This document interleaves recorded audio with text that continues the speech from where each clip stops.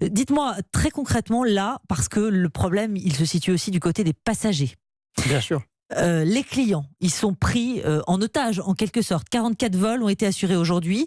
Les clients vont devoir se débrouiller. Comment vous les rapatriez, les usagers qui sont au Mali, en Algérie, l'Algérie, vous êtes spécialiste des liaisons vers l'Algérie. Alors, il faut poser la question aux gens qui dirigent et qui pilotent Aigle Azur aujourd'hui.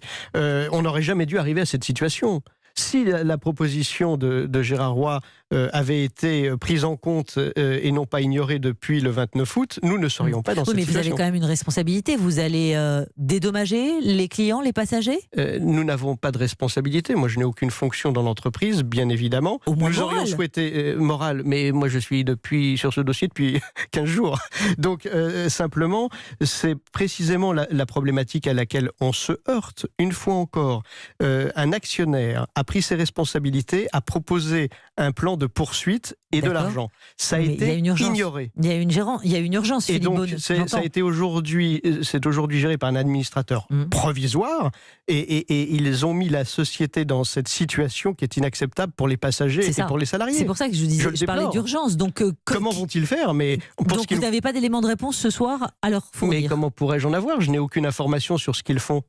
Nous, on est à la disposition du gouvernement pour développer notre projet, notre stratégie et remettre tout ça en vol, si j'ose dire. Mais pour l'instant, nous avons été empêchés de le faire. Donc ce soir, la seule chose que vous pouvez nous confirmer, c'est que ça va être compliqué en fait. Ça va être très compliqué, le remboursement des billets, par exemple, pour les passagers, pour les clients.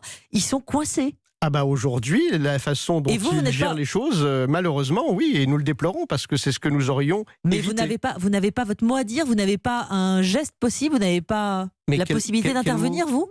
Quel mot? Je n'ai aucune fonction dans l'entreprise et les propositions qu'a fait l'actionnaire que nous évoquons, M. Roy, n'ont pas été prises en compte. Que peut-on faire face au souhait visiblement d'un certain nombre d'avoir mis la société en redressement judiciaire? Vous êtes en discussion pour conclure avec l'État français en ce moment?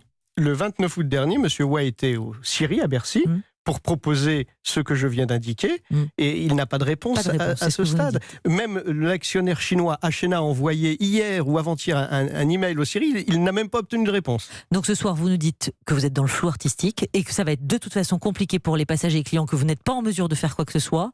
On se rappelle simplement qu'il y a une deadline, une date fixée à lundi.